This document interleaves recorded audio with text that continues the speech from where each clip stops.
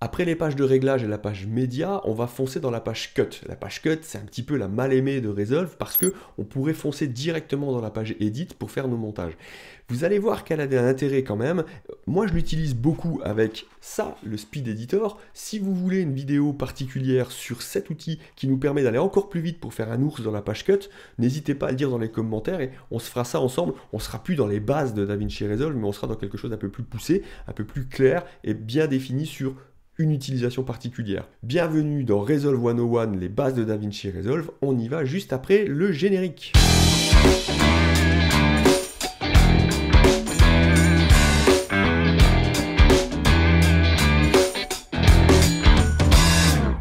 Et nous voici arrivés dans la page Cut de DaVinci Resolve avec ce projet 1 que nous avons ouvert dans la vidéo précédente lorsque nous avons travaillé dans la page média, et puis dans cette timeline 1 que nous avons créé aussi très rapidement avec un seul clip.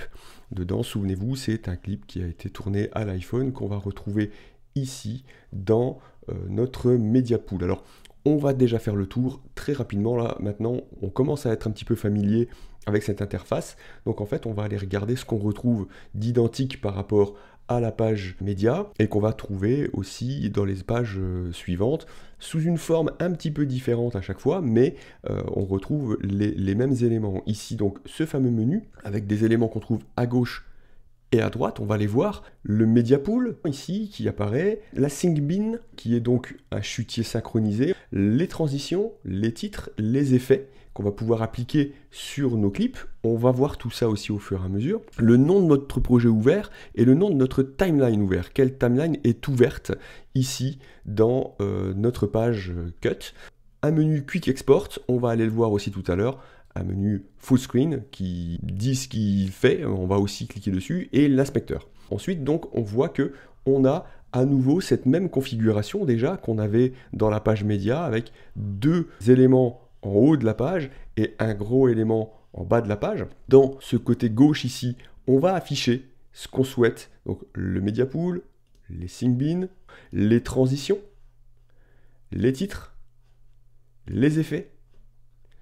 On va revenir dans le Media Pool pour se refaire de la place. Et puis ici, on a donc un menu Quick Export, un menu Full Screen et un menu Inspecteur. Okay, je vais déjà revenir ici en cliquant. Donc voilà, vous avez vu, hein, quand je reclique dans ma timeline, ici, j'affiche ce qui se passe sur mon écran. Donc ici, on a à nouveau un viewer, hein, un visualiseur. Et puis ici, donc, on a notre timeline qu'on trouve en deux exemplaires. Un exemplaire ici sur lequel on a notre tête de lecture. Et quand je tire la tête de lecture, je vais faire avancer mon clip dans la timeline et vous avez immédiatement vu que eh bien, la timeline du bas, c'est elle qui bouge. La tête de lecture, ici, là, est immobile, c'est la timeline qui bouge, sous la tête de lecture.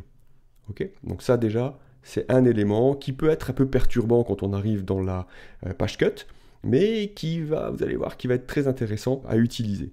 Donc là, on a le clip qu'on avait mis lorsqu'on a créé notre timeline numéro 1. Il est ici. On va encore regarder quelques petits éléments. Ici, on retrouve notre icône de proxy. Donc ça, voilà, je ne vous la présente plus, elle est là. Ici, on a le timecode de la durée totale de notre clip. Hein. Notre clip là dure 12 secondes et 2 images. Hein, voilà, les chiffres qui sont avant, hein, heure, minute, seconde, image, nombre d'images. Voilà. Ici, le bouton, bah, vous voyez ici, il y a du son. Hein. Lorsque je tire ma tête de lecture, ici, hop, vous voyez qu'il y a du son. Voilà, vous l'entendez peu parce qu'il est dans l'ordi, mais si je fais ici, ben, évidemment, je vais rendre muet. Alors maintenant, ça ne veut pas dire que, voilà, hein, il va ne plus faire monter des vues-mètres. Si je reclique, hop, on va voir à nouveau qu'on a du son. Voilà, on va rester en muet pour le moment. Donc, voilà, on va revenir sur notre timeline. Hop, on va revenir au tout début. Ici, une icône qui est utile et intéressante, qu'on va retrouver à différents endroits aussi dans le Resolve, c'est l'icône qui permet de couper ou de remettre tous les effets de couleur qu'on a sur nos clips. Donc avec un seul bouton, on va pouvoir venir laisser afficher. Là, lorsque c'est en couleur, les effets sont affichés. Lorsqu'on clique dessus, on va les enlever. Donc on va pouvoir voir notre image originale. On verra ça plus tard lorsqu'on aura mis des effets et de la colorisation sur nos clips. Quelques éléments qu'on connaît déjà. Donc ici, on est dans le Media Pool. Nous avons donc ici notre arborescence qu'on a créée dans la page média précédemment. En cliquant ici, nous avons notre menu avec notre chutier master, notre chutier son, notre chutier pic qu'on a créé aussi tout à l'heure. Donc si je clique sur pic, je vais mettre, ben voilà, l'image de l'icône de Resolve. Vous avez vu, elle ne s'est pas affichée à droite. Donc pour l'afficher à droite, il faut que je double-clique dessus et elle va l'afficher. Donc si je reviens sur mon chutier master, on a les autres chutiers qui sont là, hein, caméra, pic, son et les timelines, hein, ils sont ici. Voilà. Donc si je prends mes caméras, je prends l'iPhone par exemple, je sais que j'avais plusieurs clips de l'iPhone. Vous voyez ici que voilà, j'ai un premier clip. Ici, si je clique sur le chevron, il va nous montrer voilà, hein, où est, voilà, à partir de quand, à partir du marqueur, puisque j'avais mis un marqueur, vous vous souvenez, lorsque je tapais dans les mains. Donc ici, je vais retrouver mon marqueur. Et puis ici, j'ai mon deuxième clip, celui qui est dans la timeline. Voilà. On peut revenir à nouveau sur un affichage. Là, on est en affichage liste. On peut revenir sur un affichage sous forme de pellicule.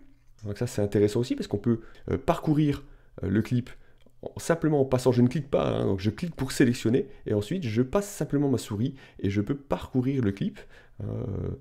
Tant que je ne clique pas, vous voyez, on ne le voit pas. Si je clique, hop, là, je peux parcourir mon clip lorsque je suis en mode pellicule. Et j'ai des informations très intéressantes, hein, puisqu'il me donne le nom du clip, il me donne le nombre d'images par seconde, la résolution, la date et la durée. Je peux aussi me mettre en mode icône et je peux bien entendu me remettre en mode vue métadonnées pour avoir un certain nombre de métadonnées à l'écran. Et puis pareil, hein, lorsque je passe dedans, je peux toujours passer, voir rapidement ce qui se passe dans mon clip. Moi, je vais revenir dans cette vue-là, qui est une vue que je trouve assez intéressante, voilà, et qui nous permet donc là de voir ce qui se passe dans mon chutier. Ici, lorsque j'ai sélectionné un clip dans le chutier, alors, ce qu'on va faire, c'est que comme c'est celui-ci qui est dans la timeline, on va en sélectionner un autre. Donc lorsque je sélectionne ce clip-là, vous voyez, il me montre donc le clip qui est dans mon chutier et pas celui qui est dans ma timeline. Donc là, ça peut me permettre donc de naviguer dans mon chutier. Ici aussi, je peux le faire. Je peux tirer sur ma tête de lecture. Voilà. Ici, je peux faire play aussi, évidemment. Je peux faire pause, stop. Je peux revenir en arrière. Et évidemment, comme dans la page média, lorsque je fais J, K et L, il se passe exactement la même chose. Je peux faire des avances et des retours. Je peux naviguer dans mon clip. Il y a aussi quelque chose d'intéressant, c'est que ici, vous avez les points d'entrée et les points de sortie. Donc on peut venir amener un point d'entrée. Vous voyez, si je prends ce bouton et que je tire dessus, je vais aller déplacer mon point d'entrée. Ici, par exemple, hein, si je veux à nouveau venir placer un point d'entrée au moment où je me tourne, puisque c'était ce qui nous paraissait intéressant, hop, je peux venir ici, je vais placer, hop, ici, mon point d'entrée, et je vais aller chercher mon point de sortie, et je vais aller le faire jusqu'au moment où voilà, je vais me retourner à nouveau vers l'écran, et voilà, et j'ai un point de sortie. Ici, j'ai une sélection, et je pourrais la monter dans la timeline. J'ai un point d'entrée, un point de sortie. Je peux aussi, à l'endroit où est ma tête de lecture, venir appuyer sur I, et je vais mettre mon point d'entrée. Voilà, vous avez vu, de la déplacer. Je déplace ma tête de lecture, j'appuie sur O, et il me fait un point de sortie. Commande Z annule à chaque fois mon action précédente, et donc voilà, je reviens avec ma sélection de tout à l'heure. Comme ça, je vais pouvoir ensuite la monter cette partie-là sélectionnée avec mon point d'entrée et mon point de sortie dans la timeline. On y viendra tout à l'heure.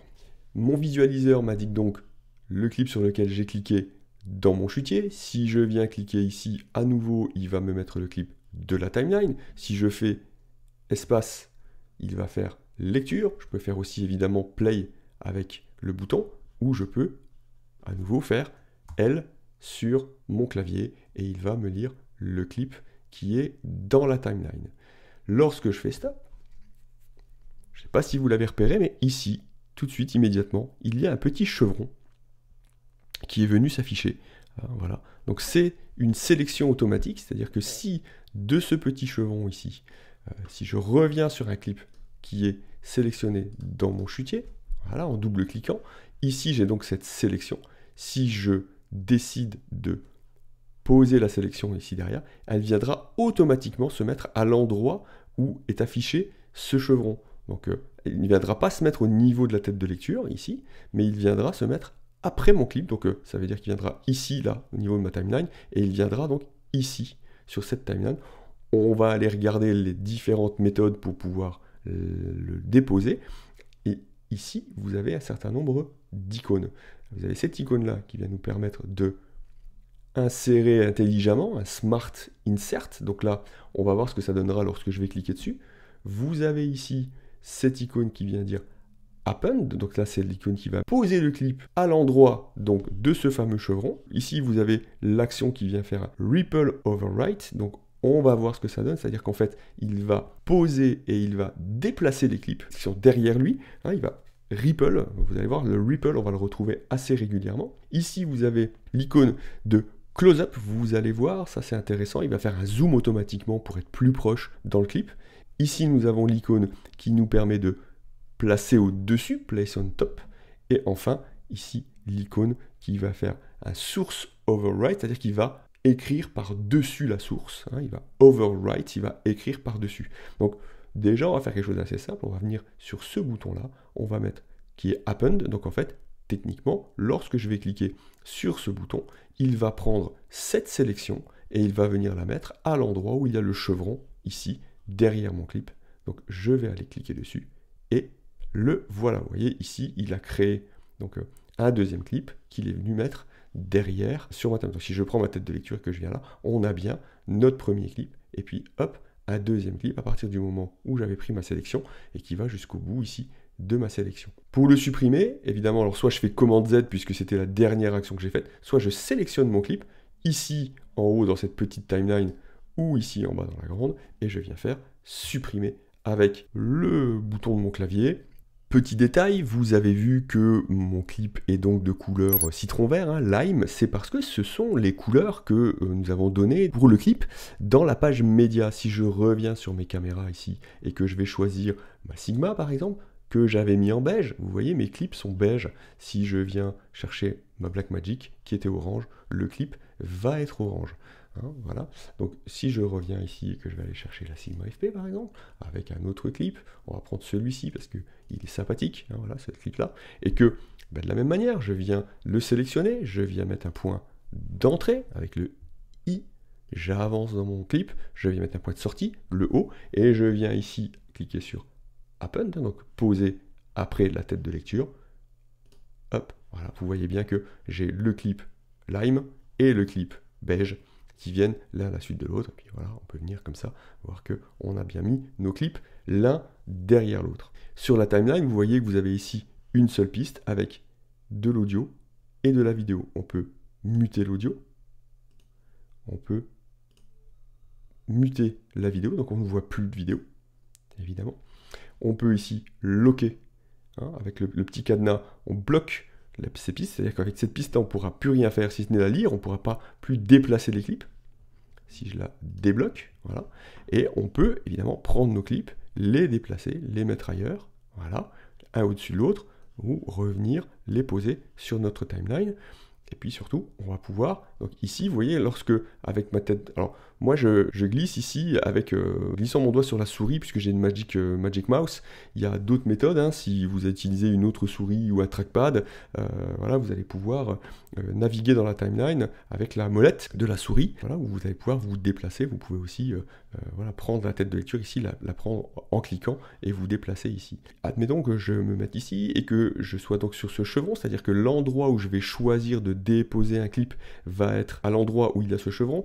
Pour des questions de lisibilité, ce qu'on va faire, c'est qu'on va aller chercher la Blackmagic, puisque le clip est orange, on va prendre un tout petit bout de clip, donc on va double-cliquer ici, sélectionner le clip, on va venir placer un point d'entrée, on va le sélectionner, voilà, on va se mettre peut-être voilà, sur un bout de solo, voilà, donc ici j'ai mon point d'entrée, je vais aller chercher mon point de sortie, je vais venir ici, donc vous voyez bien, il m'a doublé l'écran, c'est-à-dire qu'en fait, il a mis le point d'entrée à gauche, le point de sortie à droite, hein, ce qui permet à l'image près de venir choisir son point, ses points d'entrée et points de sortie. Je peux aussi prendre ici le point de sortie et je peux glisser pour l'éloigner ou le ramener. Hein, voilà. Donc admettons qu'on utilise cette partie-là du clip que je viens de sélectionner. Si je lui demande ici par exemple de faire un Smart Insert, et quand je vais cliquer dessus, voilà, vous voyez, il a inséré le clip entre mon clip citron vert, hein, lime, et mon clip beige. Il est venu mettre le clip entre les deux. Voilà, donc je vais annuler ceci pour qu'on puisse revenir. Voilà, vous la voyez bien, hein, ici je vais prendre une sélection plus petite comme ça, on verra encore mieux. Voilà, je vais le refaire, hein, le Smart Insert. Voilà, il est venu insérer un clip entre les deux autres. Si je fais commande Z pour annuler, si je fais happen, il va aller insérer le clip à la fin. Happen, il vient toujours à la fin de la timeline. Je refais la commande Z pour revenir en arrière. Si je fais ici un ripple overwrite, il est venu donc remplacer, vous voyez, remplacer le premier clip par le second. Voilà, je vais mettre ma tête de lecture ici, là. Je vais refaire un ripple overwrite. Voilà. Il le fait sur le clip d'après. Ces différents boutons vont avoir un impact différent en fonction de ce qui se passe dans votre timeline et dans votre chutier. Ici, par exemple, ce bouton Close-Up, il va vous éditer un clip en vous rapprochant du sujet. Alors, si je sélectionne ici, ça va bien tomber puisqu'on a ce chanteur. Donc ici, je viens faire un point in, ici, au niveau de son visage. Je vais me déplacer un tout petit peu ici. On va pas faire un trop grand clip. Voilà, on va venir ici, on va mettre un point out. Et lorsqu'on a mis nos points in, nos points out, on va par exemple le placer au-dessus. Place on top, hein, vous voyez, il est venu placer ce bout de clip ici au-dessus des autres clips. Et en le sélectionnant et en appuyant sur Close Up, on voit, hein, si je fais play, il est venu nous placer, hop, un Close Up, hein, plus proche, une séquence de 5 secondes. Alors je pense que c'est 5 secondes par défaut. Il est venu nous insérer par-dessus une séquence de 5 secondes. Et alors, il va le placer à l'endroit qu'il va estimer être le meilleur en fonction de l'endroit où se trouve notre tête de lecture. Donc, si je supprime maintenant ce clip ici, que je m'approche de mon point d'édition ici, là, par exemple, je me mets carrément dessus, je clique sur Close Up, vous voyez, il l'a mis à partir du point d'édition. Vous voyez, parce que j'étais à cet endroit-là, donc il l'a mis à partir de l'endroit où était ma tête de lecture. Et ensuite, cette icône Source Overwrite, elle est en lien avec le timecode de différentes caméras éventuellement. On ne va pas voir ça ici dans un Resolve 101, hein, dans les bases, parce que voilà, ça commence à être un petit peu plus complexe avec des sources qui sont déjà bien préparées. Voilà pour ces icônes ici, pour venir placer nos éléments. On peut bien évidemment déplacer nos éléments en les prenant et en les glissant dans la timeline, hein, tout simplement. Voilà. Voilà, on va pouvoir déplacer. On peut venir prendre notre élément et venir directement le mettre à la suite ici. Voilà, donc j'ai modifié, hein, je peux le supprimer, l'enlever, le déplacer, je peux revenir le remettre à la fin de la timeline. Et puis là, nous avons déjà placé donc 3 clips à la suite les uns des autres. Maintenant, imaginons que je souhaite donc revenir sur ce clip-là, je vais prendre revenir sur ce premier clip, et si je veux le raccourcir, j'ai plusieurs méthodes pour le raccourcir ou pour l'allonger. Je pense que vous avez remarqué maintenant, parce que depuis un moment qu'on est dans cette timeline, vous voyez qu'ici, ça clignote. Voilà, donc ça, c'est le point de cut entre mes deux clips, et vous voyez qu'il clignote rouge d'un côté et vert de l'autre. Alors pourquoi il clignote rouge de ce côté-là? Parce qu'en fait, il n'y a plus de clip après. J'ai mis la totalité de ce clip-là, ce clip vert, hein, qui est celui-ci, hein, on va aller le retrouver ici, c'est le clip de l'iPhone, c'est ce clip-là. J'ai mis la totalité de ce clip-là dans ma timeline. Donc en fait, je n'ai plus d'image après cette coupe. Alors que celui-ci, j'en ai un, puisque j'étais venu choisir un point in et un point out. On va le voir ici. Si je prends ici mon source, vous voyez bien mon point in et mon point out sont au début et à la fin de mon clip, donc ils utilisent la totalité de ce clip, alors que si je viens sur cet autre clip qui est celui-là, voilà, on voit bien que ici, mon point in qui est ici, il est là, donc j'ai de la place, je pourrais aller chercher de l'image avant ou chercher de l'image après. C'est important parce que lorsqu'on voudra mettre une transition ensuite, eh bien, on ne pourrait pas.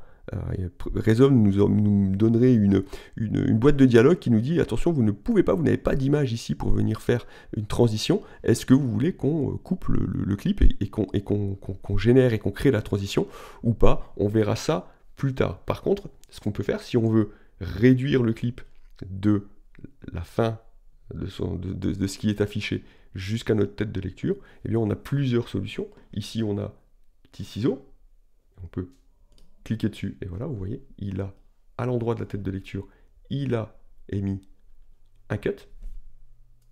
Je vais l'annuler. Je vais revenir à cet endroit-là.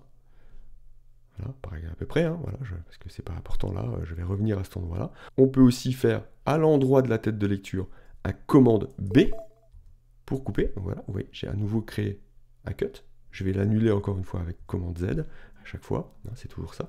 Ou on peut aussi décider de mettre sa souris ici, vous voyez l'icône qui vient se créer, cliquer et tirer. Et on voit que voilà, là, on va ramener le clip qui est après lui dans la timeline, autant qu'on tire, et vous voyez que s'affiche le reste, hein, dans cette petite fenêtre blanche, le reste de notre clip. Donc pour l'instant, je vais le ramener là, parce que je vais vous montrer aussi que une fois que j'ai, au niveau de ma timeline, fait la commande B et que j'ai coupé, si je sélectionne ce clip et que je viens appuyer sur supprimer sur mon clavier, il va supprimer la partie que j'ai coupée, mais il va automatiquement ramener le clip précédent. Je vais vous le remontrer. Voilà, ici, je prends ce clip-là et je supprime et il ramène mon clip à l'endroit de ma coupe.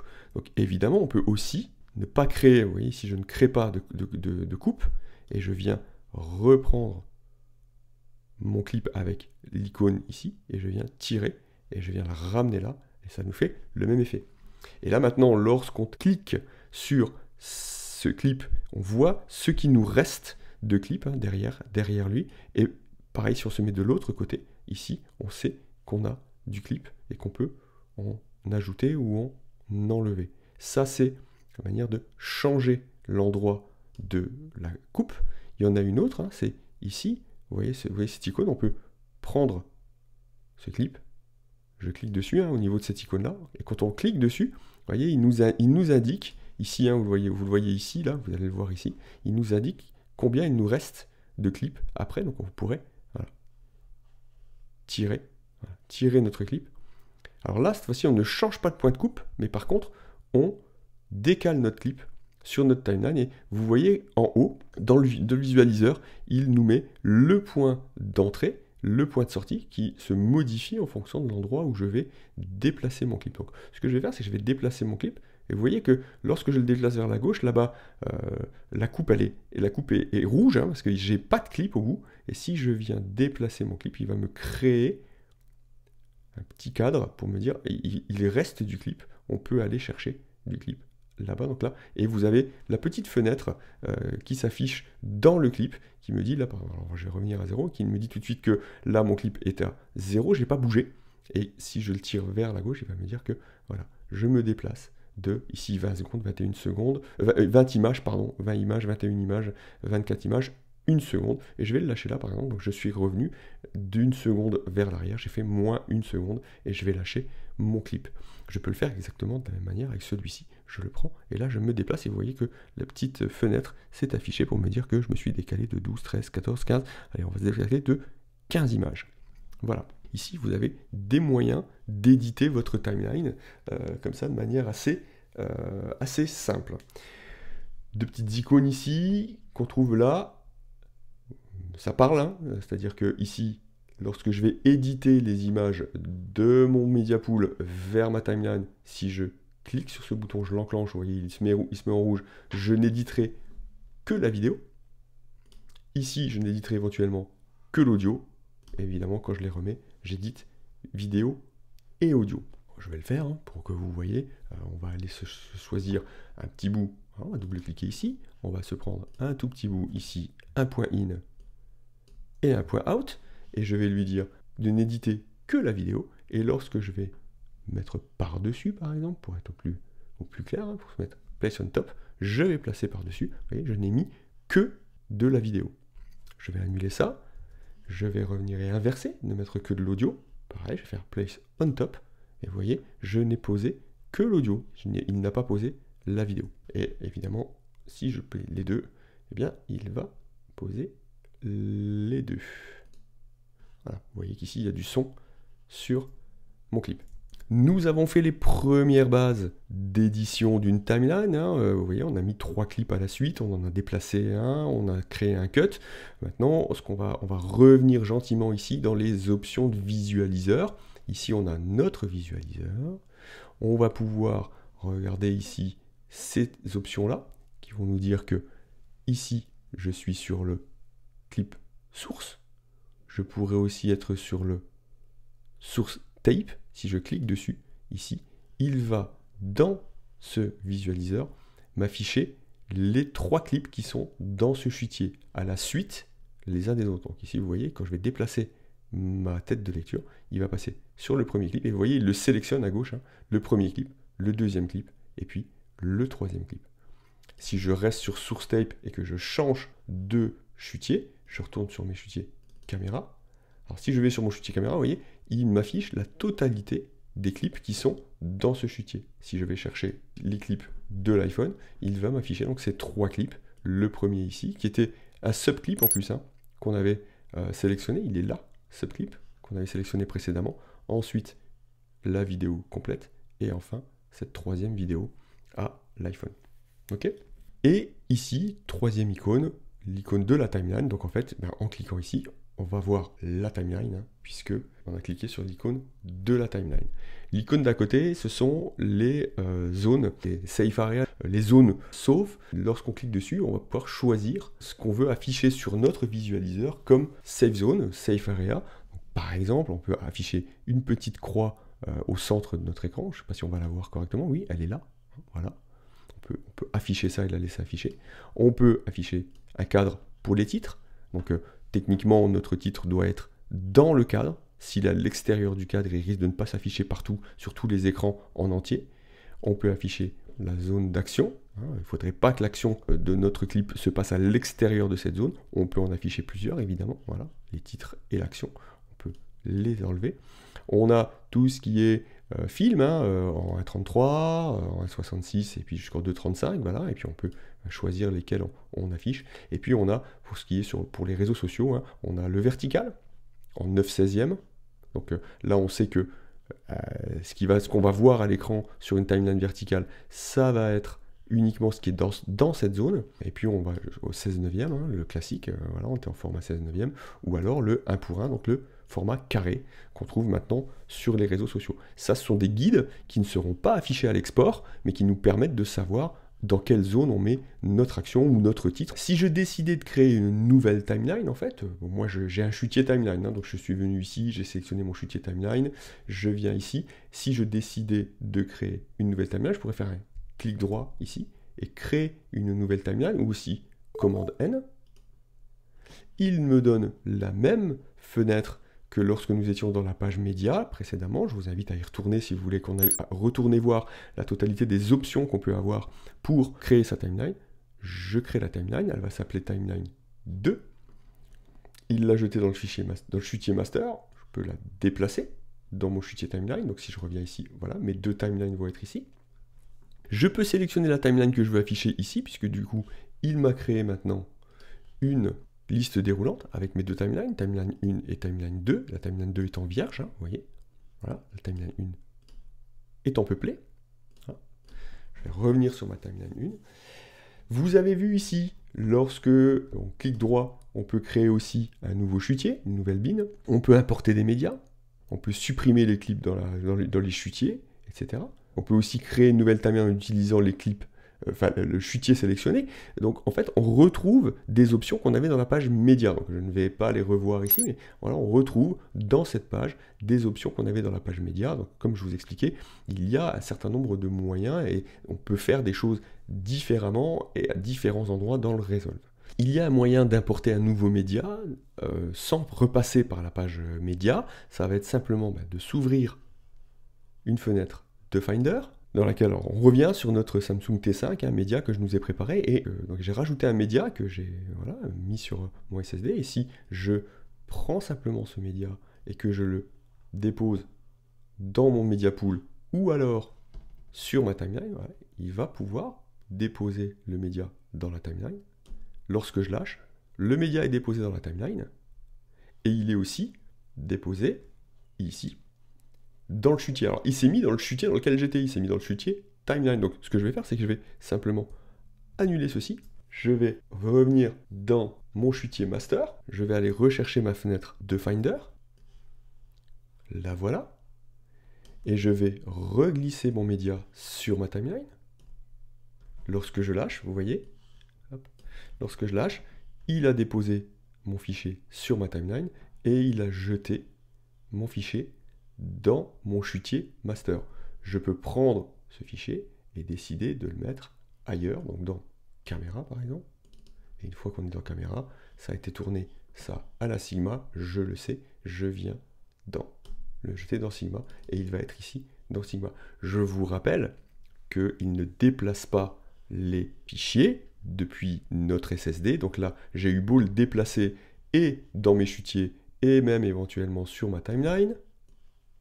Voilà, il est bien resté ici, dans mon SSD. Ok, j'en profite pour vous présenter Romy. Voilà, elle est ravie de vous rencontrer. Voilà, et je vais lui donner une autre couleur, donc un clic droit. On va changer la couleur du clip. On va venir sur quelque chose de, je sais pas, allez, on va dire sur pink. Hop, voilà, vous voyez, mon fichier, automatiquement, mon clip s'affiche en rose ici et en rose dans la timeline. Ce que je vais faire, c'est que ce fichier, je vais, déjà, on va faire une première chose, on va aller réduire ce clip-là. Voilà, hop, on va venir ici. Donc on a plusieurs méthodes, hein, soit on cut, soit on glisse. Et je vais venir mettre Romy à la suite en travaillant dans ma timeline du haut.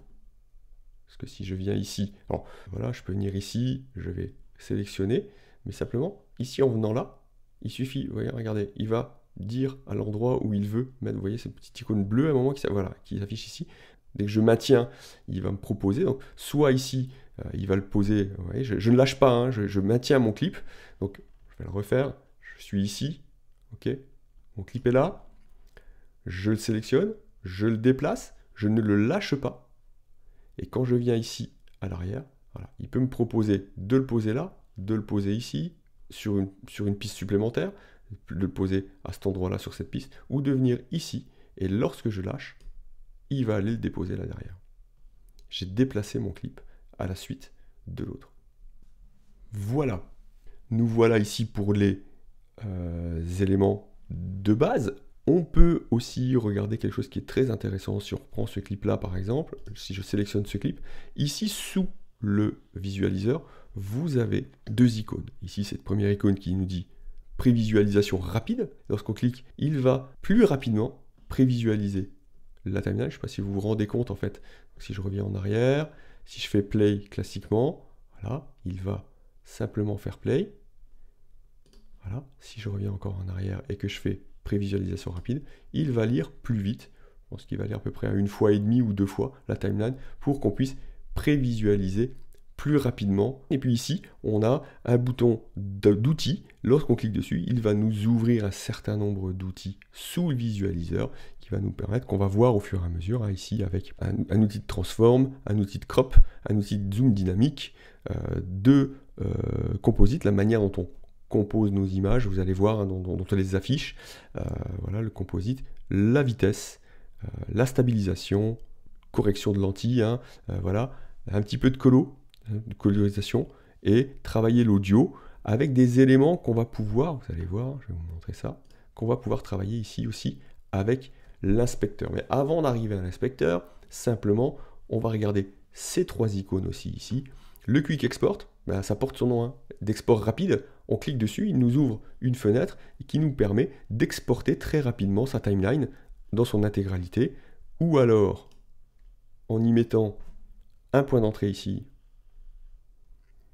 un point de sortie ici. Lorsqu'on clique dessus, il va nous ouvrir une petite fenêtre pour nous permettre d'exporter très rapidement, en fait, hein, dans plusieurs formats, hein, le H264, H265 ou du ProRes, etc., pour les réseaux sociaux, Twitter, Vimeo, YouTube, etc., ou sur Dropbox, et très rapidement, en fait, hein, on sélectionne son format, il nous donne ici les éléments qu'on a sélectionnés, hein, on est en 25 frames secondes, etc., il nous dit que ça dure 38 secondes, et on clique sur Export, et il nous exporte immédiatement le fichier, très rapidement, simplement, ça peut nous servir lorsqu'on a besoin de prévisualiser rapidement le contenu de sa timeline. Le plein écran, et évidemment, à nouveau, comme son nom l'indique, quand je clique sur plein écran, on va se mettre sur une image un peu plus sympa, voilà. Lorsque je clique sur plein écran, il nous affiche l'image en plein écran. Et pour revenir ici, alors on a des options de lecture de timeline, on peut enlever le son, on peut faire play, on peut faire pause, et puis on peut aussi naviguer dans notre clip. Et puis ici, on sort du plein écran en appuyant sur ce bouton.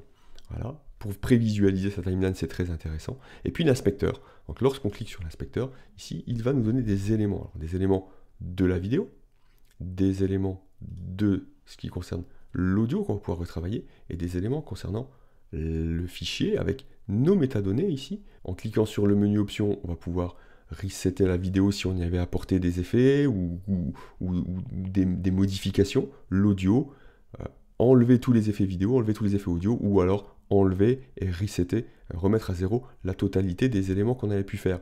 Un élément très simple, je vais dans la vidéo ici, donc je fais par exemple un zoom ici, voilà, un zoom assez moche, mais c'est fait pour qu'on voit ce qui se passe. Lorsque je vais cliquer sur le menu d'options et que je fais reset vidéo, il va remettre à zéro les éléments vidéo. Donc si je fais d'autres choses, je peux faire un zoom, je peux changer la position, on va sortir le chanteur, je vais mettre un angle de rotation très moche, et lorsque je viens ici, je peux reset la vidéo et il va tout remettre à zéro. Un élément que vous avez vu, si je zoome, je peux remettre à zéro uniquement cet élément-là. Le zoom, il va l'enlever. Je vais faire à nouveau ce que j'ai fait tout à l'heure. Je zoome, je change la position, je change l'angle. Je peux remettre à zéro uniquement l'élément que je souhaite. Soit le zoom, mais il va garder les autres éléments, soit la totalité ici, en revenant à zéro. On reverra ça souvent, on verra ça plutôt dans la page Edit tout à l'heure. Ici, on est vraiment sur des éléments de base, puisqu'on est dans la page Cut, c'est pour faire des éléments rapides. Et donc, si ici, je venais mettre donc, mes outils, comme je le montrais tout à l'heure, lorsque je vais zoomer, vous allez voir, voilà, il le fait. Dans le viewer, on le voit. Donc, je peux soit le faire avec l'inspecteur, soit en tirant ici, directement dans l'écran. Et ces éléments-là, ils sont ici. On va les retrouver. Je vais vous montrer ça tout de suite. Voilà, on va remettre ça à 0. Voilà. Je garde mes éléments ici de transform. Et lorsque, ici, je zoome, donc si je veux zoomer sur la totalité, je vais garder cette icône de lien. Donc là, lorsque je bouge un élément, alors là, je bouge comme je vous ai montré, on l'a vu précédemment, comment modifier des choses. Donc je vous invite à retourner dans les vidéos précédentes. Là, je me mets simplement dans mon X ou dans mon Y et je tire vers la gauche pour rapetissir et je tire vers la droite pour agrandir. Voilà, comme ça. Si je veux uniquement modifier le zoom de la hauteur du Y, donc je vais enlever le lien ici, et lorsque je vais modifier le zoom, il ne va bouger que le zoom. Voilà, on voit bien ce qui se passe. Lorsque je les relie, à nouveau, par contre, il va garder les deux éléments, mais il va à ce moment-là reprendre les deux. Je peux, comme je le disais, revenir à 0, et je peux, voilà, ce que je voulais vous montrer, c'est que voilà, si je prends ici, dans le viewer directement, les overlays du viewer, mais lorsque je tire un coin, il va bouger les deux, mais je peux aussi prendre ici, il ne va bouger que le X. Vous voyez à droite, il n'y a que le X qui bouge, et lorsque je prends ici, il n'y a que le Y. D'accord? La même manière pour la position, je prends mon bouton ici, et je vais, alors ça c'est mon point d'ancrage, mais si je prends ma position, voilà, je vais déplacer mon X et mon Y. Le point d'ancrage ici, c'est ce qui va me servir à ma rotation. Donc si je prends ici le bouton, je fais tourner mon clip, et si je change mon point d'ancrage, il va tourner autour de ce point d'ancrage là. Voilà. La remise à 0, eh bien, ici je viens ici, je remets tout à 0. Voilà. Donc on a vu pour le transform, le crop, ben, ça va être la même chose. Ici j'ai les options de cropping, on va les voir, elles sont ici. Donc ici le menu est fermé, donc pour refermer, ouvrir un menu, on clique sur son titre. Donc là, je vais fermer le menu de transform, je vais ouvrir le menu de crop. Le crop c'est la découpe, donc si je viens ici et que je prends à gauche, je tire, eh bien je viens découper mon image. Vous voyez, on voit plus ce qui se passe, on a découpé l'image. Donc je peux découper ici. Je viens de l'autre côté, je découpe aussi, mais je peux aussi soit tirer ce petit bouton, ce petit slider, soit me mettre ici et venir découper, soit carrément taper, je vais mettre 700 par exemple, hop, et il aura découpé. Ça marche aussi évidemment pour le haut et le bas, ici, le haut et le bas. Si on prend un angle, eh bien, on va découper la totalité. Voilà. Ok. Et puis quelque chose qui peut être un peu sympa, c'est la softness, c'est comment on adoucit la découpe. Vous voyez. Alors, toujours pareil, soit en tirant sur le slider, soit en déplaçant directement dans les chiffres ou en tapant le chiffre. Et puis, comme précédemment, on l'a vu, pour remettre à 0, on clique 2 fois sur le titre. Donc on va tout remettre ici à 0. Le zoom dynamique, ici vous voyez, les éléments sont enclenchés. Hein, ici, je peux les enclencher ou les déclencher. Voilà. Le zoom dynamique, lui, il ne l'est pas enclenché. Donc ce qu'on va faire, c'est qu'on va l'enclencher. Et là, alors avant de l'enclencher, je vais revenir en arrière et je vais l'afficher à l'écran. Donc là, j'ai mes overlays. Le zoom dynamique, c'est en fait la technique pour faire un zoom d'un point de départ à un point d'arrivée. Et on va pouvoir avoir ici des overlays, donc on va l'enclencher. Et il nous donne un point de départ qui est le cadre vert, un point d'arrivée qui est le cadre rouge. Donc si je reviens en arrière, que je sors de mes outils et que je fais play, vous allez voir que voilà, il va réaliser un zoom arrière. On le voit bien. Alors, on le voit bien et on le voit pas tant que ça. Donc ce qu'on va faire, c'est qu'on va faire un zoom plus drastique pour le voir encore mieux. Donc je vais remettre mes outils. Je vais cliquer ici sur mon zoom dynamique. S'il veut bien. Voilà, zoom dynamique. Et donc ce qu'on va faire, c'est qu'on va mettre un point de départ beaucoup plus près. On va donc déjà choisir notre cadre de départ et on peut le déplacer. On va se mettre un point de départ ici vraiment sur le visage du chanteur. Et puis on va faire quelque chose qui rime à rien, mais on va réduire et on va déplacer notre cadre rouge simplement pour arriver comme ça ici. Et on va voir ce que ça va donner. Donc quand je viens ici et que je fais play,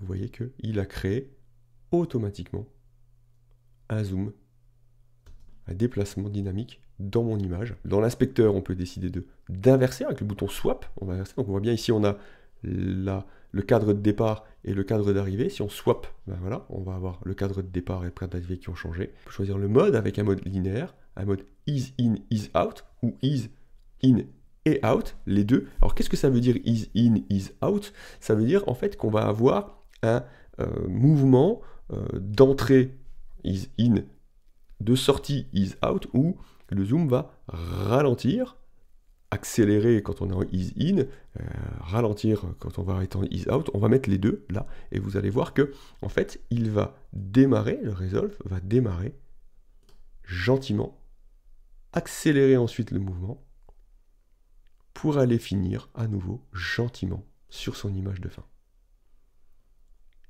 Créer une rampe de is in et out. On peut aussi créer du is in et out en cliquant sur le bouton ici et en choisissant, voilà, is in, is out, is in et out, hein, ou alors en le choisissant ici, is in et out, et lorsqu'on va cliquer là, il y est déjà. Hein, et lorsque je reviens sur linéaire ici, hop, vous voyez, il l'a changé ici. On va remettre ça à 0 et on va passer au mode composite. Alors le mode composite, nous l'avons ici aussi, dans l'inspecteur.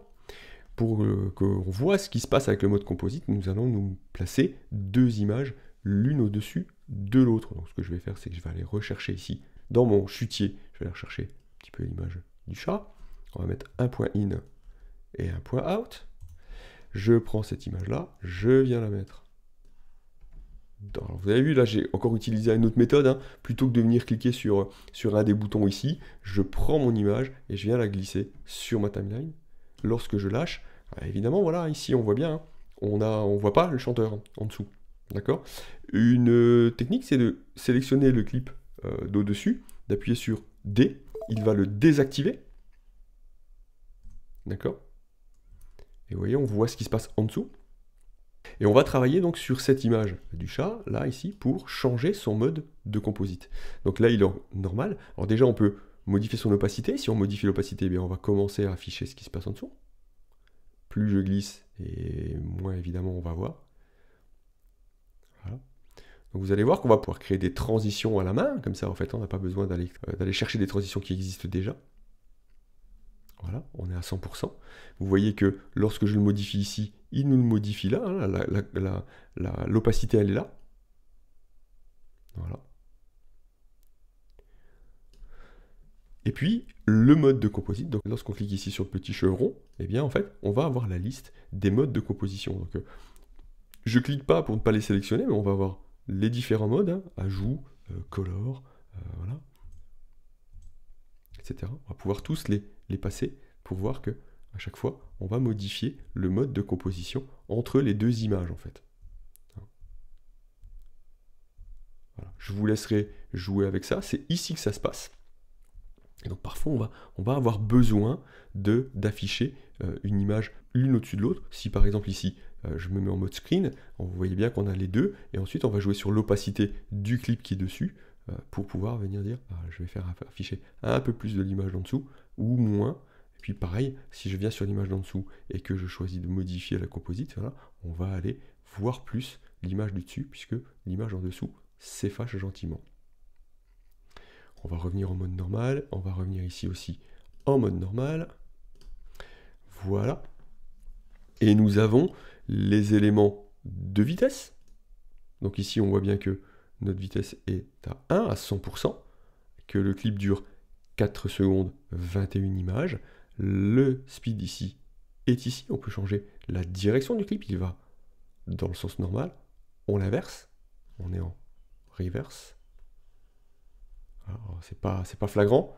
Ce qu'on va faire, c'est qu'on va se déplacer ce clip ici. On va revenir sur notre chanteur. Alors lui, je vais le remettre à 0. Voilà. Je vais revenir sur notre chanteur. On voit bien que là, notre chanteur chante tranquillement. On va lui inverser sa vitesse et on va se rendre compte que voilà, il est parti à l'envers. Ok. On peut geler l'image. Quand on clique sur Freeze, il va geler l'image à l'endroit de notre tête de lecture. Donc lorsqu'on refait play, voilà, lorsqu'on fait play, hop, il a gelé l'image. Alors en plus on lui a laissé un zoom dynamique, donc en fait il continue à le maintenir. Donc voilà, donc je vais annuler ceci. Voilà. Je vais même d'ailleurs enlever le dynamic zoom. Je le remets à 0 et je le désactive. Voilà, il n'y a plus de dynamic zoom, ça y est, voilà, on l'a enlevé. Voilà. Et puis on peut modifier la vitesse. Alors soit changer le nombre d'images par seconde, soit changer la vitesse en pourcentage. Donc si on veut ralentir par 2 la vitesse, on va passer à... Alors, on va revenir dans le bon sens, on était à moins 100%, hein, puisqu'on l'avait inversé, on va revenir dans le bon sens. Et si on met la vitesse à 50%, le clip va défiler 2 fois moins vite.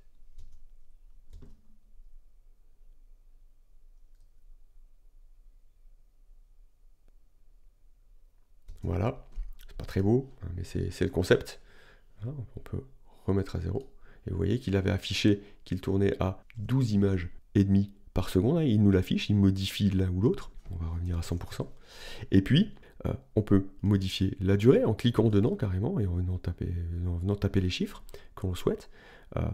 On peut mettre un correcteur de pitch hein, pour le son, pour éviter que lorsqu'on ralentit, le son change, ou lorsqu'on accélère, il devient plus aigu, ou à l'inverse, lorsqu'on ralentit, il devient plus grave. Et puis on peut travailler avec une timeline en ripple la timeline, donc c'est-à-dire qu'en fait, si je coche ici ripple timeline, et que j'accélère le clip par 2, fois 2, hein, c'est-à-dire qu'il va durer 2 fois moins longtemps, et en fait, il va rapprocher, il va raccourcir la durée du clip orange et il va rapprocher le clip rose derrière. On va le faire en faisant 200% par exemple. Vous l'avez vu, voilà, le clip va beaucoup plus vite. Voilà. Mais il n'a pas créé de vide ici, dans la timeline. Si je fais, je reviens, j'annule, vous voyez, il est revenu ici. Si je ne clique pas sur Ripple Timeline et que je passe à 200%, vous allez voir que voilà, le clip va plus vite, mais il n'a pas modifié la longueur de la timeline, donc en fait il m'a rajouté 2 fois plus de clips qu'il n'y avait. Voilà pour les éléments de vitesse qu'on reverra dans la page Edit, puisque on va les retrouver, mais on les a déjà ici dans la page Cut, on peut déjà commencer à faire des choses assez intéressantes. Voilà pour la vitesse. Ici nous avons la stabilisation, hein. Donc là ici des différents modes de stabilisation, on va les retrouver là, donc on va appuyer sur le bouton stabilisation, on va remettre à 0, on a des différents modes, hein. Je vous laisserai voir ça, on reverra ça dans la page Edit, hein, en perspective, en similarité ou en translation, on les retrouve ici aussi, voilà. On peut faire le caméra lock, le zoom, ici on a différents autres réglages qu'on verra plus tard, parce que c'est pas le lieu pour le moment ici. Lens correction, hein, voilà, on peut lui demander d'analyser ou de jouer avec la distorsion ou d'analyser l'image. En plus, on peut utiliser le lens correction pour venir faire des effets si on le souhaite, mais on peut lui demander d'analyser l'image et de venir appliquer une correction de distorsion de la lentille, de l'optique. Et puis quelques options de couleur, simplement de l'autocolor qu'on voit. Celui-là, par contre, on ne le retrouve pas ici. Hein, voilà, quelques options de couleur qu'on peut activer ou désactiver. Autocolor, si on clique dessus, voilà, il va décider de faire quelque chose comme ça. On peut le désactiver, voilà, et on peut le remettre à 0, évidemment. Et puis, des options de son, on va pouvoir modifier le volume, ça on le retrouve ici, l'audio, on peut modifier le volume, et on a d'autres choses ici qu'on peut modifier, qu'on ne peut pas venir modifier là. Voilà, et on a fait le tour de ces overlays. Donc maintenant on va les désactiver, et on va pouvoir revenir ici dans le mode vidéo. Ici on a vu jusqu'ici, jusqu'à la lens correction, on a le retime et le scaling. Ça, vous retrouvez ici les éléments qu'on a déjà réglés lorsqu'on a fait nos réglages de projet. Donc je vous invite à y revenir. On peut ici choisir d'utiliser les réglages du projet. Donc voilà, d'où l'importance de nos réglages de projet avant de commencer à travailler dans son projet. Et puis sinon, on peut les supplanter en fait ici en venant dire voilà, je veux le plus près de l'optical flow, etc. Mais souvenez-vous, on les avait lorsqu'on a préparé les réglages de notre projet ici, en venant ici sur la roue crantée ici, et dans les master settings ici, on avait frame interpolation et on avait le retime process. Voilà. Il est là et il est là. Donc ici, lorsqu'on est sur réglage de projet, eh bien, il va prendre l'optical flow, puisque c'est ce qu'on avait réglé lorsqu'on a fait nos réglages de projet. Et puis, le motion estimation, il est là. Voilà. Et puis après, on a d'autres éléments, le scaling et le resize filter. Le scaling, voilà, on l'a ici à la mise à l'échelle. C'est ce qu'on se disait, c'est est-ce qu'on coupe, est-ce qu'on fait correspondre à la largeur de l'écran, etc. Ce sont des éléments qu'on a vus ensemble et qu'on a déjà préparés dans les réglages du projet. Et puis enfin on a le super scale. Ici, en cliquant sur super scale, et bien en fait on va améliorer la qualité de l'image. Elle est déjà chouette cette image, mais on va pouvoir améliorer la qualité de l'image en x2 améliorer, en x3, en x4. En fait on va multiplier les pixels. Alors voilà, c'est de l'interpolation, donc c'est des faux pixels qu'on crée. On ne va pas créer une image réellement 4K de 1080p, mais on va pouvoir commencer quand même à améliorer un peu son image avec de la sharpness et une réduction du bruit. Voilà, on va couper ça pour l'instant. Dans l'audio, on les reverra aussi, parce qu'on ira dans Fairlight, etc. Mais très rapidement, on va pouvoir modifier le volume. Ici, il est à 0. On peut baisser le volume ou l'augmenter un peu jusqu'à 30. On va revenir à 0. Voilà. Le panoramique, on va vers la gauche ou on va vers la droite. Voilà. Le pitch, on peut monter par demi-ton et par centième de ton. Voilà, ça, je ne vais pas le faire là, mais ça, on va jouer avec ça et on le verra. Le speed change, qui est bloqué parce que c'est ici que ça se passe. Voilà. Et on peut commencer à jouer avec l'équaliseur. Ici, on a un équaliseur 4 bandes. On peut rajouter sa bande 1 et sa bande 4, choisir le mode, etc. Tout ça, on le verra plus tard lorsqu'on ira travailler notre audio dans la page Edit déjà et la page Fairlight ensuite. Et puis ici, les éléments de fichier. On retrouve ici des éléments de métadonnées, voilà, avec ce qu'on a comme métadonnées. Puis ici, la couleur de clip. Et puis le nom, le nom du clip qu'on a donné, qu'on a appelé concert 01. Et puis des commentaires éventuels qu'on peut venir rajouter ici. Voilà, on a fait le tour de cet inspecteur avec ici deux icônes. Ici, l'icône de clip ou l'icône de track. Donc en fait, si on vient ici, on était sur clip, donc en fait tous les éléments qu'on est venu modifier ici, on les modifie uniquement pour ce clip là qui est le clip qui est sélectionné. Mais si on vient se mettre sur les éléments d'inspecteur de la piste, en fait on a l'audio et puis on a le fichier, on peut changer la couleur de la piste, voilà, ou l'audio de la totalité de la piste. Là, on est sur la piste 1. Donc voilà, il va nous changer la totalité de l'audio sur l'audio 1, la piste 1, et si on vient sélectionner la piste 2, alors c'est l'audio 4, voilà, et il va venir modifier la totalité de la piste. On reverra ça aussi plus tard. Voilà, nous avons fait un assez joli tour de cette page cut. Simplement encore un tout petit élément ici, c'est l'icône de média pour relier les médias, hein. Comme on l'a vu dans la page média, lorsqu'un média vient à être manquant, hein, parce qu'on l'aurait déplacé sur le disque, etc. Ben tiens, on va le faire. On va faire un truc très simple. Ici, hein, ce clip rose du chat, hein, c'est ce clip-là. On va reprendre notre Finder ici, on va le déplacer, hein, d'accord? Ça a été fait à la Sigma, donc ce que je vais faire dans mon Finder, c'est que je vais l'appeler Sigma FP. Voilà. Je vais prendre le fichier test ROMI, je vais le mettre dedans, ok, et là, voilà, je l'ai déplacé. Donc techniquement, ici, à un moment, bah, voilà, notre fichier, il est offline, voilà, il est perdu. Et donc vous voyez, comme il a été déplacé, il est perdu, et nous avons ici l'icône de médias à relier, parce que les médias sont offline. Alors, j'ai toujours cette petite surprise qui continue à le lire, alors qu'en fait, il voit bien, hein, quand même, que vous voyez, bah, tout est passé en rouge, hein, ici. Hein, partout où était le clip, il est passé en rouge. Donc, je vais aller cliquer sur cette icône. Hein. Je peux aussi faire un clic droit et lui dire ici de relier les clips, mais on peut le faire ici en cliquant sur l'icône. Il va nous demander où se trouve le clip, donc on va lui dire qu'on est sur le SSDT5, on va le localiser. Il nous ouvre une page du Finder, on va lui dire que bah, maintenant il est là, hein, le test ROMI, il est là, on va faire ouvrir, et hop, il va le relier automatiquement. Et l'icône redevient grise. Voilà, deux petites choses très simples. Alors, je vais déplacer un peu mon clip ici, voilà, je vais venir ici, sur mon premier clip, là, je vais sélectionner cette coupe, voilà, on va se mettre ici au niveau de la coupe. Petite chose très simple, on va venir ici, plutôt que d'afficher notre media pool, on va venir afficher nos transitions. Voilà. Et puis, on peut prévisualiser la transition, simplement sans cliquer, en passant dessus, et on voit quelle transition il va nous créer. Voilà. Alors, on a le cross dissolve. Voilà, vous voyez qu'ici, le cross dissolve, en fait, il a une petite icône rouge ici, un petit point rouge, c'est parce que c'est la transition par défaut. Donc après, pour appliquer cette transition, eh bien, soit on double-clique, et vous voyez, immédiatement, elle a été appliquée. Je vais annuler, soit on prend la transition et on vient la glisser à l'endroit où on veut, on peut la mettre ici, hein, si on veut, on peut la mettre là, donc voilà, donc je lâche ici, et il a créé un cross dissolve, voilà, vous voyez, entre mes deux clips, voilà.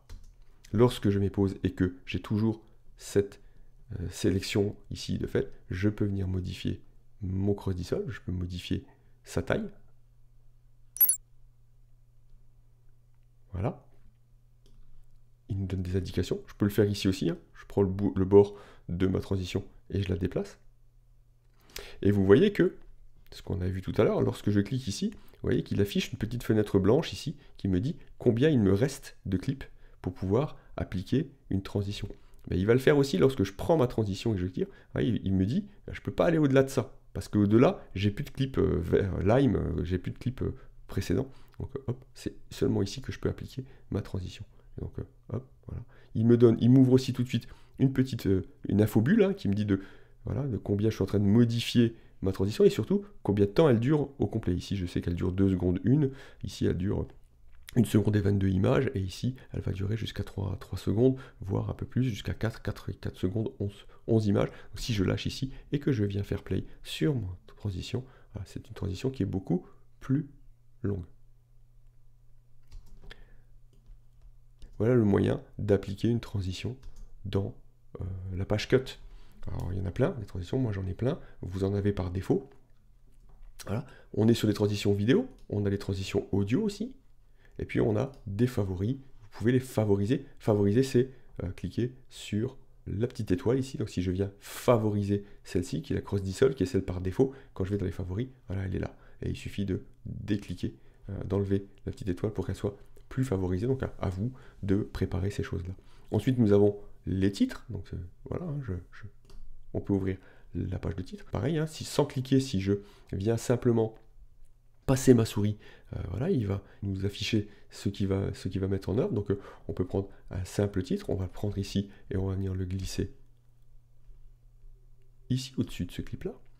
Alors, sa durée par défaut, c'est 5 secondes. On l'a choisi aussi dans les réglages la dernière fois, donc je vous invite à nouveau à retourner dans ces réglages-là. On peut modifier la durée de ce titre en tirant sur cette poignée. d'accord? Et lorsqu'on vient ici, qu'on clique et qu'on sélectionne, nous avons ici dans l'inspecteur la possibilité de modifier ce titre, hein. En commençant par ici ce qu'on va y afficher. Hein, voilà. On peut faire un certain nombre de choses, on ne va pas les détailler là maintenant parce que nous ne sommes pas en train de voir ceci, on est simplement dans la page cut. L'idée c'est simplement ça. Et puis on a ici les effets, même principe, les effets sont là, on les verra plus en détail ensuite. Lorsqu'on passe la souris sans cliquer, on a un aperçu de l'effet. Resolve est fourni avec plein d'effets déjà. Il y en a d'autres qu'on peut acheter ou télécharger gratuitement. Voilà, tout ça, on le verra, on en passera certains en revue. On les verra plus particulièrement ensuite dans la page Edit. De la même manière que les transitions tout à l'heure, ici on a proposition de classement avec les effets vidéo, les effets audio, les générateurs et les effets qu'on pourrait favoriser de la même manière que pour les transitions en appuyant sur la petite étoile qui est ici au regard du nom de l'effet. Voilà, on va revenir sur notre Media Pool. Toujours dans les icônes qui apparaissent à l'écran, il nous reste celle-ci à aller voir. Ce sont les options de la timeline ici. Voilà. Donc on peut activer ou désactiver ces options en cochant ou décochant. Vous voyez là ici le Ripple On, on l'enclenche ou on le déclenche. Ripple, hein, on en a parlé tout à l'heure. Ripple, c'est lorsque on va tirer sur un clip, il va ramener le reste de la timeline avec lui. Je vais vous montrer ici, hein, là, le Ripple, donc ici, le Ripple est on. Donc en fait, lorsque je vais ici raccourcir ce clip, il va ramener l'autre clip avec lui. Voilà, donc maintenant, si j'annule, que j'enlève le Ripple, je le décoche, donc vous voyez, il n'y est plus. Lorsque je vais tirer sur ce clip, il va créer un gap, il va créer un vide entre mes deux clips. Donc il ne ramène pas le clip derrière, il ne trime pas la timeline, le ripple est off. Ok, donc voilà. Donc après, c'est en fonction de ce que vous souhaitez, parce que là, du coup, vous avez du noir. Hein. Si on fait play, on a voilà, du noir avant de passer au clip suivant. Donc là, c'est au choix de comment vous avez envie et besoin de monter. Si vous êtes en train de faire un ours et que vous voulez mettre des bouts à bout, mais l'idée, c'est souvent quand même d'avoir le ripple en place, de manière à ce que, voilà, si vous tirez sur le clip, il fait bouger le clip suivant. De la même manière, si on tire sur ce clip-là, hein, sur le clip suivant, il va le faire, voilà, vous voyez, entrer dans le clip précédent, alors que si on ne met pas le ripple, eh bien, on peut pas y aller, on est coincé. Hein, donc voilà, il faut déplacer le clip, le passer au-dessus, ou alors le glisser par-dessus, comme ça. Voilà. Mais en tout cas, on n'a pas tout à fait les mêmes options. Trimer à l'audio, voilà, ça vous permet, vous voyez, de voir l'audio en grand pour savoir comment vous allez trimer. Hein, ça c'est utile, hein. C'est très utile lorsque vous voulez trimer entre deux mots, entre deux phrases, lorsque vous avez une séquence parlée, ou entre deux sons. Vous voyez ici, vous avez l'onde sonore, et alors là on est sur le trimer à l'audio. Donc si je voulais par exemple venir trimer juste au début de ce mot-là, mais en fait je pourrais venir chercher ici mon clip, et là je vois beaucoup mieux ce qui se passe au niveau de mon clip pour pouvoir trimer. C'est une option qui est très intéressante lorsque vous êtes sur une interview par exemple, ou des choses comme ça, parce que vous allez pouvoir trimer votre clip en fonction de l'onde sonore. Ici, bon ben voilà, ça part là, display clip names, hein, c'est-à-dire voilà, afficher le nom des clips, il s'affiche ici, là, dans le clip, hein, ça c'est intéressant. Voilà, on a aussi le statut du clip, voilà. Vous voyez, ici c'est un titre, il y a le petit T qui vient s'afficher ici. On aurait d'autres choses si on avait des générateurs, etc. Donc le statut, cette icône-là, voilà. On peut minimiser la piste de sous-titres. Bon, j'en ai pas, hein, mais si on avait rajouté une piste de sous-titres, on pourrait la minimiser. Le snap, très intéressant, le snap, on le retrouvera sur la page Edit. Le snap, en fait, c'est le fait que lorsqu'on vient... Alors, je vais le faire ici, je vais ajouter un clip, je vais me mettre au bout de la timeline, et puis lorsqu'on vient ajouter un clip, alors on va aller chercher un clip, la caméra, je sais pas, tiens, on va reprendre sur un clip vert, on va prendre ce clip là ici, hop, on va mettre toujours pareil, nos points in, nos points out, on va le faire tout ça à la souris, c'est pas une habitude, mais voilà. Si je prends ce clip, eh bien, hop, il va proposer de se caler, de se coller. Voilà, il vient se snapper soit sur cette coupe-là, soit sur cette coupe-là, soit ici. En tout cas, il vient nous mettre un petit trait, vous voyez la ligne, hein, il vient snapper. Alors que si j'enlève cette option de snap, lorsque je viens prendre mon clip, en fait, je vais le mettre où je veux. Voilà, il n'y a pas de... je vais le mettre où je veux. Je peux le mettre où je veux aussi, même avec le snap, hein, mais vous voyez, il ne vous propose pas de ligne, il ne vous dit pas où vous allez le poser, donc vous pouvez le poser voilà, n'importe où comme ça. Voilà. Donc, c'est pas tout à fait le... Voilà. Il y a une petite option d'aimantage, il est un petit peu aimanté lorsqu'on met le snap en place. La tête de lecture fixe, hein, voilà. Là, on l'a plus. Voilà, vous voyez, on a une tête de lecture qui part avec notre timeline. Ça ne change pas l'effet, hein, c'est-à-dire que voilà, il faut venir chercher la tête de lecture si on veut la faire glisser. C'est plus la timeline qui glisse sous la tête de lecture, elle est plus fixe. Voilà, c'est une option qu'on peut choisir. Ça change sur la timeline du bas. J'aime bien avoir ça quand même, cette tête de lecture fixe, parce que ça permet en fait de jamais perdre sa tête de lecture. En fait, lorsqu'on a une tête de lecture qui n'est pas fixe, comme on la retrouve beaucoup dans la page Edit, je crois que ça change, hein. On a une option avec la version 19 de Resolve, mais là on est dans la version 18. Ici, en fait, lorsque on décoche, hein, cette option de tête de lecture fixe, eh bien, si je glisse ma timeline, la tête de lecture sort, elle part là. Voilà, et si je fais play, hop, elle va revenir, il va me remettre l'écran. Alors que avec cette tête de lecture fixe, eh bien, notre tête de lecture ne sort jamais de l'écran et c'est notre timeline qui bouge. Donc voilà, c'est un choix d'affichage. Vous faites celui qui vous convient le mieux. Et puis ici, le boring detector. Alors, boring, c'est quand on s'ennuie, vous voyez, des petits icônes de sommeil, là, on s'endort. Donc en fait, Resolve est censé détecter tout seul, voilà, il va aller détecter tout seul, là où c'est trop long, où il n'y a pas assez de cut et où on s'endort sur vos vidéos. Donc voilà, vous allez lui dire, voilà, quand on a un cut qui est plus long que 45 secondes, eh bien c'est ennuyeux, donc il va nous le signaler. Et puis des coupes plus courtes que 5 frames, que 5 images, sont considérées comme des jump cuts, donc il va les enlever. Alors, voilà, il faut lancer une analyse et il va vérifier. Je ne vais pas le faire là parce que tout est boring là, c'est-à-dire que voilà, notre timeline là, elle est pour faire des exemples, elle n'est pas faite pour faire un vrai montage.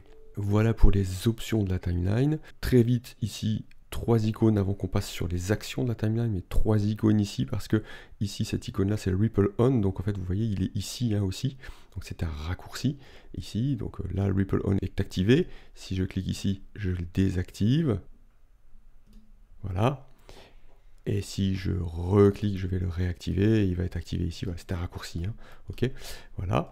Ici, le split, hein, ce sont les ciseaux, hein, voilà, ici, quand on clique, voilà, on a un cut.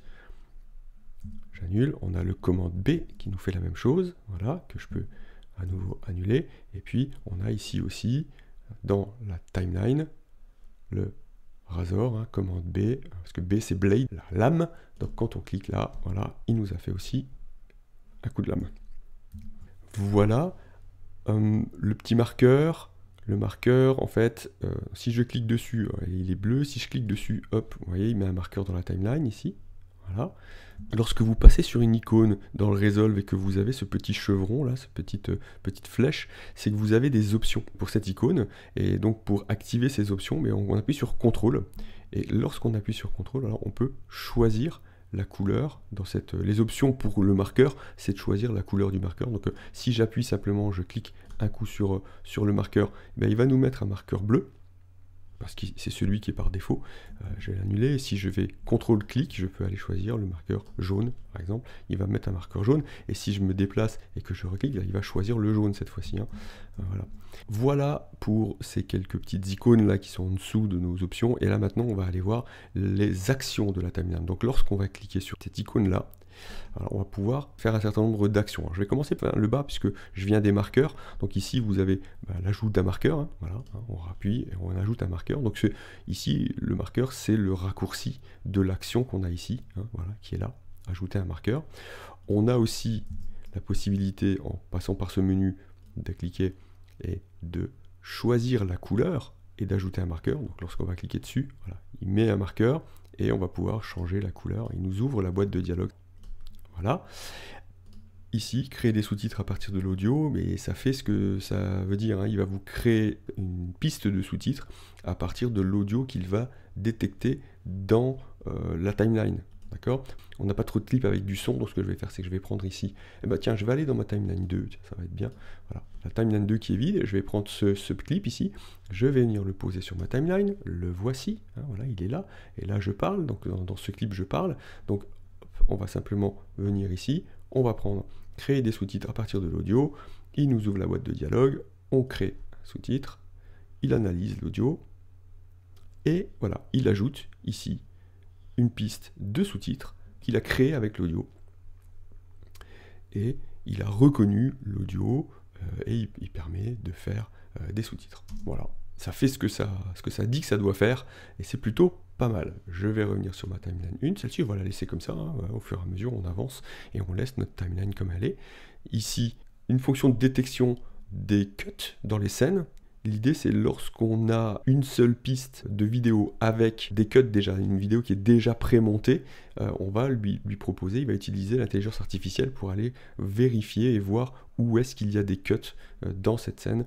Donc voilà, on ne peut pas le faire là, mais je vous inviterai à tester ça si vous le souhaitez. Après, on peut ajouter une piste vidéo, ajouter une piste audio, ajouter une piste de sous-titres. On peut splitter les clips, hein, c'est les fameux ciseaux, hein, c'est le commande B. Cette option-là, rejoindre les clips qui matchent, on va voir ce que ça donne. Regardez ici, et ça va nous permettre de parler pour la première fois des différentes coupes. Je vais ici couper le clip, hein, donc c'est ce clip orange, je vais le couper ici, hop, un petit coup de commande B, hein, voilà. Et si je m'éloigne un tout petit peu, vous pouvez vous rendre compte que cette coupe-là, on va sélectionner ici pour se faire de la place, cette coupe-là, c'est un trait net, et alors que cette coupe-ci, c'est un trait en pointillé. Parce que ici, vous avez une vraie coupe nette entre deux clips différents, alors qu'ici, c'est une coupe qui a été faite à travers le même clip. Donc c'est un false edit, c'est une fausse coupe. Et donc cette coupe-là, si je clique ici sur ce bouton et que je lui dis de rejoindre les clips, eh bien, il va pouvoir les rejoindre. Voilà. Et on va recoller notre clip qui a été coupé, alors qu'il n'avait pas besoin de l'être. Je vais vérifier quelque chose, je vais simplement vérifier si je fais une coupe et que je tire ici pour changer l'édit. Là maintenant, il a créé une vraie coupe normale et donc si je clique et que je clique sur joindre les clips, il fait une erreur parce que maintenant ces deux clips-là ne peuvent plus se rejoindre, ils ont été édités et il manque des choses. Donc il vient recoller lorsque ce sont deux morceaux du même clip qui se suivent et qui ont été coupés alors qu'ils n'avaient pas besoin d'être coupés. Voilà, nous avons fait le tour de ce menu-là. Il nous reste le dernier menu ici, qui est le menu des actions de montage. Voilà, et on a trois, donc le Trim Start to Playhead et Trim End to Playhead. Et ça, en fait, c'est la possibilité de venir trimer ici. On va mettre notre tête de lecture ici, assez loin de cut. Et lorsque je vais lui dire de trimer le début à la tête de lecture, normalement, il devrait trimer ce morceau-là, ici à la tête de lecture, et comme j'ai le Ripple On ici, il va ramener la timeline au niveau de ma tête de lecture. Et voilà. Donc ça c'est pour le début, je vous le refais, hein. Voilà, le cut est ici, et en fait il va l'amener, c'est comme si je prenais ici, et que j'amenais ma coupe jusqu'à la tête de lecture. Donc on est ici, on va se mettre Start Playhead, et voilà, il est venu se mettre au niveau de la tête de lecture. Et si je le fais de l'autre côté, je viens me mettre ici au niveau de ma tête de lecture, par exemple, et je veux que voilà, ça vienne là, en fait. Voilà. Donc, hop, voilà, on va rester comme ça. On se met au niveau de la tête de lecture. On fait ici trimer la fin à la tête de lecture, et hop, il est revenu, et il est venu trimer la fin de mon clip au niveau de l'endroit où était la tête de lecture. Alors, il y a des raccourcis clavier pour faire ça, vous allez pouvoir les changer aussi, hein, les raccourcis clavier. On verra ça beaucoup plus tard, peut-être pas dans le Resolve 101, mais peut-être dans d'autres vidéos, parce que voilà, l'édition des raccourcis clavier, c'est lorsqu'on veut commencer à faire des choses un petit peu personnalisées, et on pourra voir ça beaucoup plus tard. Et puis ici, il y a l'option pour resynchroniser les clips. Là, c'est lorsqu'on a commis une erreur à un moment de synchro entre le son et l'image, et qu'on a un décalage, on peut aller lui demander de resynchroniser le clip. Nous avons fait le tour bien exhaustif de notre page cut, avec encore juste le petit truc, mais que vous allez retrouver partout. Vous allez pouvoir modifier votre espace de travail en prenant ici au milieu, on tire, on va modifier l'espace de travail, on peut le faire ici sur les côtés aussi, pour se faire plus de place pour le viewer, le visualiseur, ou au contraire, si on veut plus de place pour son media pool.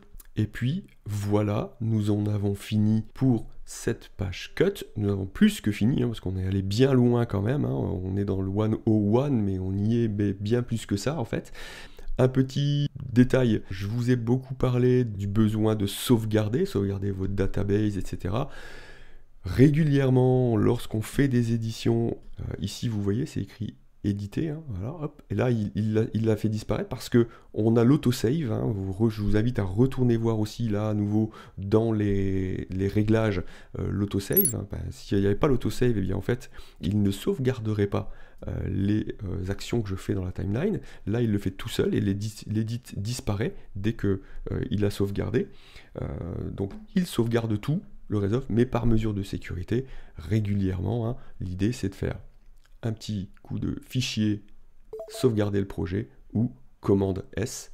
Alors, une fois qu'on a pris le réflexe, le commande S ou CTRL S sous Windows, je ne prends pas souvent les raccourcis clavier Windows, mais vous irez chercher quand vous avez besoin, vous allez chercher l'équivalence, et donc le commande S, voilà, c'est un réflexe, toutes les quelques actions, on met un petit coup de commande S, et vous allez voir, on va le refaire ici, si je reviens ici, dans mon gestionnaire de projet et que je fais un clic droit, je peux aller voir où sont les backups, les sauvegardes du projet. Et quand je clique dessus, et bien en fait voilà, il va donner toutes les sauvegardes qu'il a faites du projet.